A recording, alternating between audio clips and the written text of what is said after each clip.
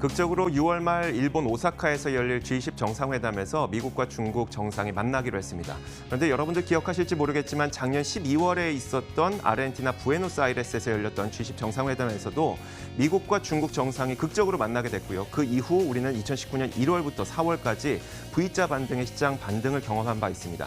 이 두 가지 사건 사이에는 미묘하게 닮은 구석이 있어서요. 한번 그것을 정리해 보도록 하겠습니다. 자, 먼저 지난 12월 1일에 예정되어 있었던 아르헨티나 부에노스아이레스 G20 정상회담을 앞두고 미국과 중국 사이에서는 긴장감이 커지고 있었습니다. 7월에 있었던 1차 관세부터 시작해서 8월 2차 관세, 9월 3차 관세까지 중국과 미국이 서로 관세 분쟁을 계속 벌이게 되면서 긴장감은 심화되고 있었던 사이였었는데 이런 시기에 느닷없이 트럼프 대통령이 11월 1일에 갑자기 트윗을 날리게 됩니다. 시진핑 주석과 길고 매우 좋은 대화를 했다. 우리는 G20 아르헨티나 정상회담에서 이런 좋은 논의를 이어갈 것이다. 라는 트윗을 날리게 되죠. 그러면서 12월 1일에 실제 두 사람이 만나게 됐을 때에는 2시간짜리 아주 짧고 굵은 단판 회담을 진행을 하게 됩니다. 원래 2019년 1월 1일부터 인상할 예정이었었던 2천억 달러 규모의 중국산 수입품에 붙어 있었던 10%의 관세를 25%로 인상하기로 했던 것을 당분간 90일 동안 관세 인상을 하지 않고 그 기간 동안 미국과 중국이 협상을 더 이어가 보자라는 결론을 도출하게 되죠. 물론 이 사이에서도 해프닝은 있었습니다. 중국의 입장에서는 이제 1월 1일이 원래 관세 인상 시점이니까 그로부터 90일 뒤인 3월 말까지가 인상 기한이 아니냐라고 했었고요. 미국에서는 당연히 우리가 12월 1일에 이 협상을 했으니까 그로부터 90일 뒤인 2월 말까지가 관세 마감 기한이다라면서 해프닝은 있었지만 결국은 이런 좋은 결과를 도출해냈습니다. 이와 동시에 일어났던 또 한 가지 사건이 있었는데요. 바로 금리였습니다. 2018년 10월 4일에 아틀랜틱 페스티벌에서 제롬 파월 연준 의장이 이런 발언을 했죠. 아마도 지금 기준금리는 중립금리에서 먼 거리에 있는 것 같다라고 하면서 시장에서는 안 그래도 미중 무역 분쟁 때문에 힘들어 죽겠는데 금리를 더 인상할 수 있다고 받아들이게 되면서 시장이 한 차례 출렁거리게 됩니다. 다만 그로부터 얼마 지나지 않아서 2019년 1월 4일에 전미경제학회에서 제롬 파월 의장은 말을 확 바꿔버리게 되죠.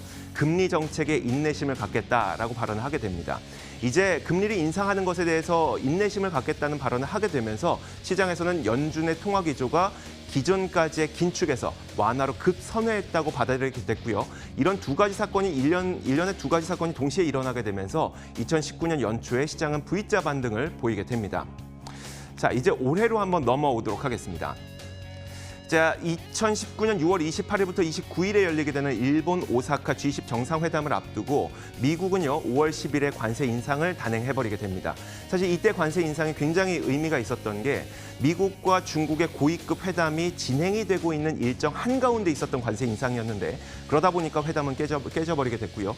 중국에서는 이에 대한 보복 관세를 6월 1일부터 부과하게 되고 그 이후로도 무역 분쟁은 멈추지 않았습니다. 미국은 화웨이 제재 카드를 꺼내들었고 3천억 원짜리 추가 관세에 대한 공청회까지 진행을 했었죠. 중국에서도 마찬가지로 여기에서 그냥 있을 수는 없다라고 하면서 히토류 카드를 만지작거리는 모습도 보이기도 했습니다. 자, 이런 가운데 또 하나 동시에 일어나고 있었던 한 가지 사건이 바로 이거죠. 트럼프 대통령이 느닷없는 트윗을 6월 18일에 날리게 됩니다. 시진핑 주석과 매우 좋은 통화를 가졌다. 우리는 일본 오사카 G20 정상회담에서 확대 회담을 갖기로 했다라는 트윗을 날리게 됩니다. 더불어서 금리도 비슷한 모습을 보이게 되는데요. 6월 19일 미국 연준 FOMC 성명서에서 연준은요. 인내심이라는 단어를 삭제하고 여기에다 적절한 행동이라는 단어를 넣게 됩니다.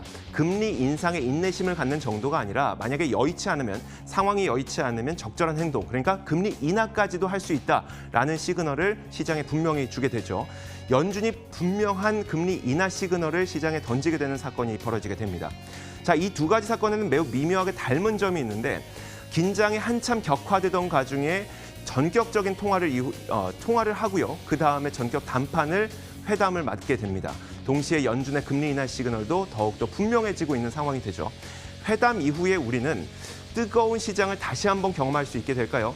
물론 미국과 중국이 G20 정상회담에서 어떤 결과를 내놓느냐에 따라서 그 방향은 완전 바뀔 수도 있겠습니다만 지금 이 두 가지 사건을 비교해봤을 때 썩 나빠 보이지만은 않습니다. 시장을 읽는 남자입니다.